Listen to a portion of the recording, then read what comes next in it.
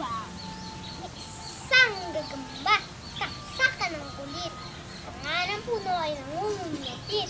Gamit ang kanyang sabot sa kapipitik upang pagkaibig kanyang nakamit. Kalabaw naman, saksakan ng laki. Magbukulabog ka, dumadaang kasi. Ang kanyang kataway, palaging marumi. Ang mga insekto ay nakadikit parati. Kalabaw, mag-ingat nga, anig yung lamba. Sa iyong paglalakad, nagdahan-dahan ka.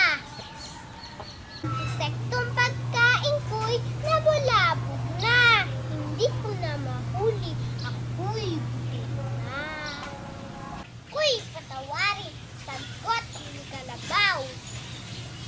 Dahil sa laki ko'y kay nabulahaw. Bakit hindi na lang sa akin sumakay dito sa aking likod? Pagkain abangan.